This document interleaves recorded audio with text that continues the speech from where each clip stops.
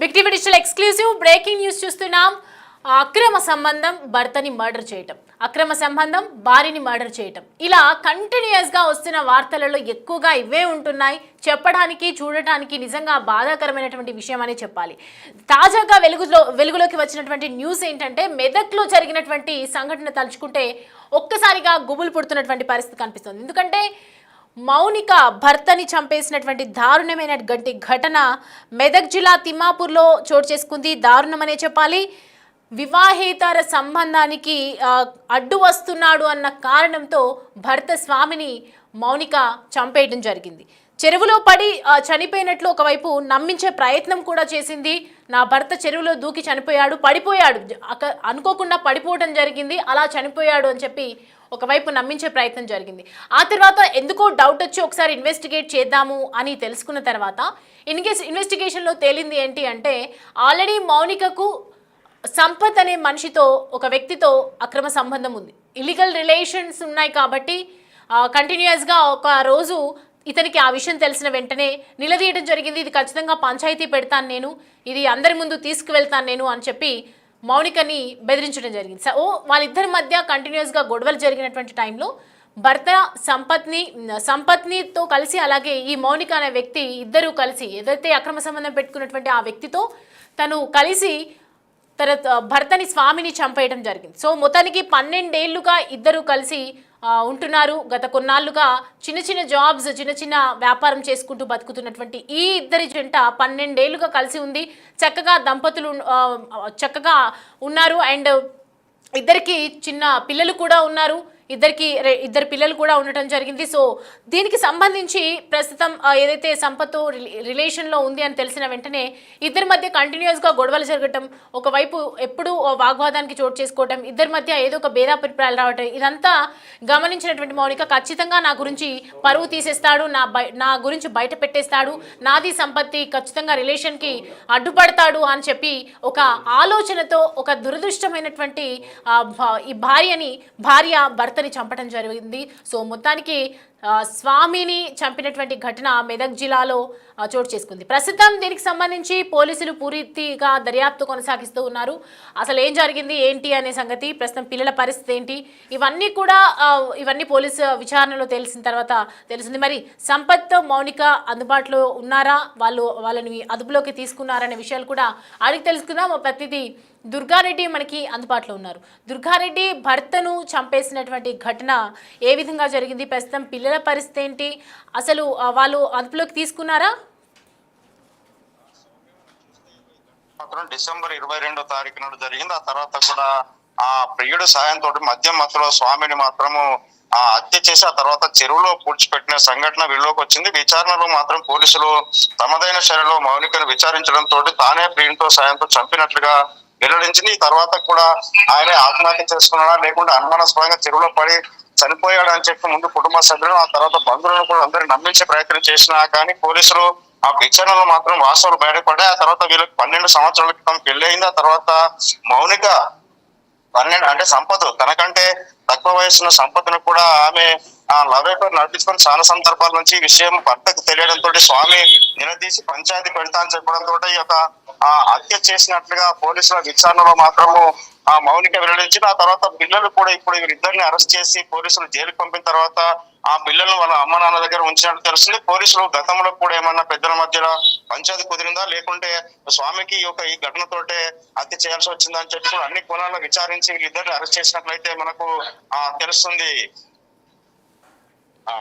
సౌమ్య, ప్రస్తుతం వాళ్ళ పిల్లలు ఎక్కడున్నారు, పిల్లల పరిస్థితి ఏంటి, ఇదంతా కూడా ఒకవైపు పంచాయతీకి తీసుకెళ్తాను అని చెప్పి వీళ్ళిద్దరి మధ్య గొడవలు కూడా జరిగాయంట. ఎవరైనా బంధువులకి చెప్పడం కానీ, వాళ్ళ ఇంట్లో వాళ్ళకి, వాళ్ళ పేరెంట్స్కి కానీ చెప్పడం ఏదైనా జరిగిందా? స్వామి మాత్రము మౌనిక మీద ఇట్లా జరిగింది ఈ విషయాన్ని బంధువులకు, కుటుంబ సభ్యులకు, ఆ తర్వాత తన సన్నిహితులకు చెప్పి నిలదీస్తాడు. ఈ విషయం బయటపడ్డ తర్వాత తనకు ఇబ్బంది అవుతుందని చెప్పి ఆలోచనతో ఈ యొక్క హత్య చేసినట్లుగా పోలీసులు, కుటుంబ సభ్యులు భావించారు. ఆ తర్వాత మౌనిక ఒప్పుకోవడం కూడా జరిగింది. దీంతో పాటు అక్కడ చూస్తే వాస్తవం ఏంటి అంటే, గతంలో 1-2 సార్లు కూడా పెద్ద మనుషుల సమక్షంలో పంచాయతీ పెట్టాలని ఒక నిర్ణయానికి వచ్చిన ఆ భార్య ప్రవర్తనలో మార్పు వస్తాయని స్వామి గ్రహించి ఊరుకోవడం జరిగింది. దాంతో పాటు అక్కడ ఇక్కడ నుండి అట్లాంటివి మానుకుంటుందని ఆలోచన చేసిండు స్వామి.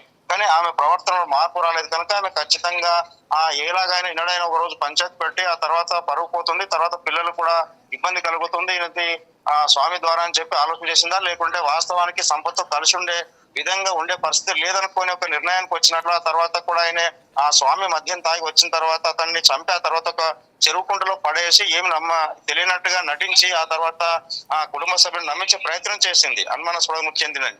కానీ పోలీసులు తమదైన శైలిలో విచారణ చేసి వాస్తవాన్ని బయట తీసి మౌనికను ఆ తర్వాత సంపదను కూడా ఇద్దరిని అరెస్ట్ చేయడం జరిగింది. పిల్లలు మాత్రం ఇప్పుడు తల్లిదండ్రుల వద్ద అంటే ఎవరైతే స్వామి తల్లిదండ్రులు ఉన్నారో వాళ్ళ వద్ద మాత్రం పిల్లలు ఉన్నట్లు తెలుస్తుంది. 12 సంవత్సరాల క్రితం పెళ్ళైన మౌనిక సంపదలు కూడా ఈ మధ్యలో కలిసి ఉండడం వల్ల ఆ గ్రామస్తులు కావచ్చు భర్త కావచ్చు కొన్ని అనుమానాలు వ్యక్తం చేసి వీరు ప్రవర్తన వల్ల మార్పు చెందుతారని ఆశించారు. కానీ ఆ తర్వాత కూడా స్వామిని హత్య చేయడము ఈ యొక్క కలకలం రేపింది ఆ గ్రామంలో. తర్వాత కుటుంబ సభ్యులకు కూడా అనుమానం కలిగి పోలీసులకు ఆ సమాచారం ఇవ్వడంతో పోలీసులు తమదైన శైలిలో విచారణ చేస్తే మౌనిక ఒప్పుకోవడం జరిగింది. Soumya. Right Durga Reddy, thanks for the updates. Right, మొత్తానికి చూస్తున్నాం కదా, ఒకవైపు ఇద్దరి మధ్య ఒకవైపు పంచాయతీ కూడా పెడతామని చెప్పేసి ఒక దానికి గొడవ కూడా వచ్చారు. అండ్ దాని తర్వాత కంటిన్యూస్గా ఇంట్లో కూడా హెచ్చరించడం, నేను ఇంకా ఎప్పటికూ అలాంటి పనులు చేయను, నన్ను నమ్మండి, నేను ఏ తప్పు చేయలేదు అని చెప్పి ఒకవైపు మాట్లాడడం. ఇదంతా జరిగిన తర్వాత గత కొద్ది రోజులుగా ఇలానే జరుగుతూ వస్తుంది. అయినప్పటికీ కూడా ఇలాంటి మార్పు లేదు. ఒకసారి ఒప్పందంకి వచ్చిన తర్వాత కూడా మళ్ళీ సేమ్ అలాగే బిహేవ్ చేస్తుంది అని డౌట్ వచ్చి నేను ఖచ్చితంగా పంచాయతీకి దీన్ని బయటకు తీసుకెళ్తాను అని చెప్పిన తర్వాత కొద్ది రోజులకే ఈ గొడవ జరగడం, వెంటనే చెరువులో పడిపోయింది అని చెప్పి నమ్మించడం. కానీ చంపడానికి ఒక వ్యక్తుల్ని తనతో ఉన్నటువంటి ఆ సంపత్ అనే వ్యక్తి కూడా తనకన్నా చిన్నవాడుగా తెలుస్తోంది. 12 ఏళ్ల కాపురాన్ని చిచ్చు పెట్టుకొని నాశనం చేసుకుందని చెప్పాలి. ఇలాంటి ఘటనలు ఎన్నో జరుగుతున్నా చట్టరీత్యా ఎన్నో రకాలుగా మనకు వేసున్నా కూడా ఎవరు దాన్ని యూజ్ చేయకుండా ప్రాణాలు తీస్తూ ఉన్నారు. ప్రాణాలను తీసే హక్కు ఎవరికి లేదని చెప్పి ఒకవైపు చట్టాలు చెప్తున్నా, ఎన్ని న్యాయాలు వస్తున్నా కూడా ప్రజల్లో మార్పు అయితే రావటం లేదు. సో నేను చేస్తే దొరకనేమో, నేను చేస్తే ఎటువంటి బయటికి రాదేమో, నేను చేస్తే ఏం జరగదేమో, నేను ఒకవేళ చంపినా కూడా దీన్ని ఏదో ఒక రకంగా నేను మ్యానిపులేట్ చేయొచ్చేమో, ఇక్కడ ఉన్నటువంటి ఆ ఫ్యామిలీని చూస్తూ ఉంటే కూడా ఖచ్చితంగా సామాన్యమైనటువంటి సాధారణ కుటుంబం లాగా కనిపిస్తోంది. అంటే ఏం జరిగినా కూడా ఇది బయటికి వెళ్ళదు. పోలీసుల దాకా ఎందుకు వెళ్తుంది? ఇక్కడ జరుగుతున్న ఊర్లో పంచాయతీ అంతా కూడా పోలీసులకు ఎందుకు తెలుస్తుంది? పోలీసులు ఎందుకు వచ్చి నన్ను అరెస్ట్ చేస్తారు? అసలు వాళ్ళకి తెలిసేంత ఏం జరుగుతుంది అని చెప్పి ఇవాళ ఆయనతో కలిసి సంపత్తో కలిసి మౌనిక ఇలాంటి అఘాయిత్యానికి పాల్పడింది.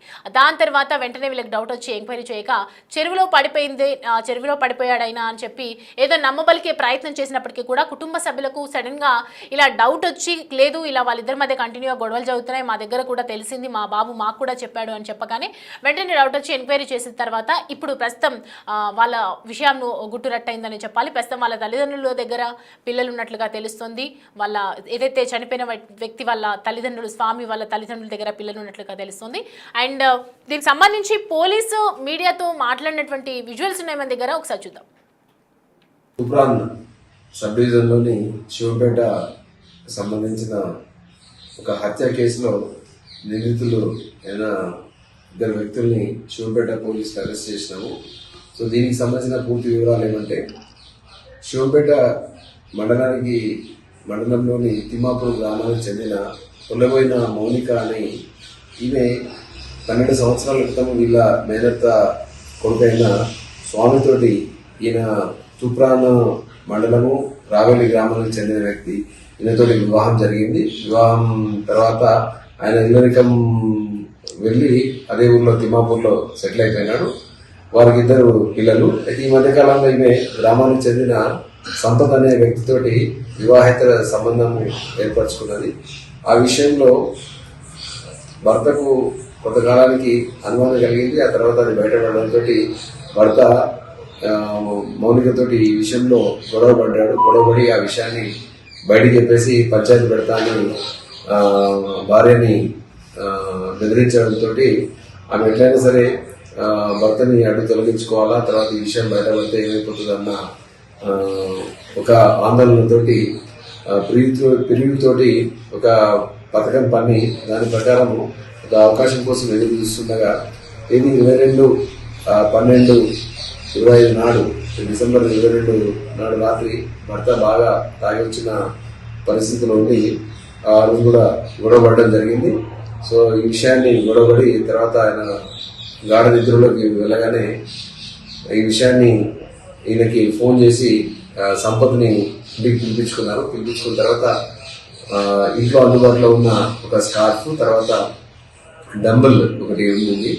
ఆ డంబుల్ తోటి ముందు సంపత్ ఆయన గొంతుని నులిమి ఆయనని ఊపిరి ఆడకుండా చేయడంతో ఈమె కాలు పట్టుకున్నది. తర్వాత డంబుల్ తోటి ఆయన ముక్కు మీద మోదడం కూడా జరిగింది భర్తను. తర్వాత స్కార్ఫ్ తోటి ఉరి బిగించినట్లు తర్వాత వాళ్ళు గట్టిగా నిలువతోటి ఆయన అక్కడిక్కడే అదే మత్తులో ఉన్నాడు, చనిపోవడం జరిగింది. సో ఈ విషయాన్ని చనిపోయినాడు అనేది కన్ఫర్మ్ చేసుకున్న తర్వాత డెడ్ బాడీని సంపత్కి సంబంధించిన బైక్ మీద అక్కడి నుంచి షిఫ్ట్ చేసి ఇద్దరు కలిసి షిఫ్ట్ చేసి అక్కడే గ్రామ శివార్లో ఉన్న నేరేళ్లకుంట అని చెప్పేసి అక్కడే గ్రామ శివార్లో ఉంది. ఆ నేరేళ్లకుంటలో వాళ్ళు డెడ్ బాడీని తోసేయడం జరిగింది. తర్వాత ఉదయం యథావిధిగా మిగతా ఎవరికి అనుమానం రాకుండా మౌనిక ఇంట్లో ఉన్నది. తర్వాత ఈ విషయం ఊరు వాళ్ళకి తెలిసి ఈయన ఆత్మహత్య చేసుకున్నాడు అన్న ఒక వాతావరణము అక్కడ క్రియేట్ చేయడం జరిగింది. ఆత్మహత్య చేసుకున్నాడు ఏదో కారణంతో తాగి వచ్చి గొడవపడ్డాడు. రాత్రి ఇంటికి వచ్చినాడు. ఇంటికి వచ్చిన తర్వాత భోజనం చేసిన తర్వాత ఆయన పడుకున్నాడు. నేను కూడా గాలి దగ్గరికి వెళ్ళిన తర్వాత మళ్ళీ తర్వాత నాకు విషయం తెలిసిందని ఆమె కూడా చెప్పడంతో ఆమె కథనాన్ని అందరూ కూడా నమ్మినారు. ఎవరికి అనుమానం లేకుండా ఎవరికి అనుమానం రాకుండా వ్యవహారం చేసినారు.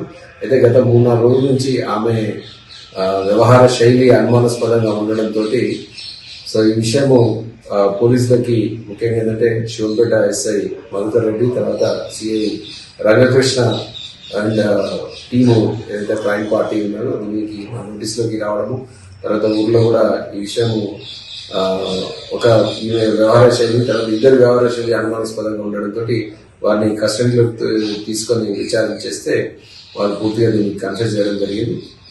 తామే ఈ నేరాన్ని చేశామని చెప్పేసి ఇద్దరు కూడా ఒప్పుకున్నారు.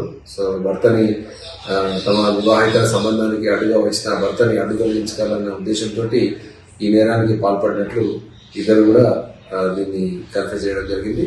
సో వాళ్ళిద్దరిని కూడా ఇవాళ అరెస్ట్ చేసి వాళ్ళను కోర్టుకు రిమాండ్ చేస్తున్నారు.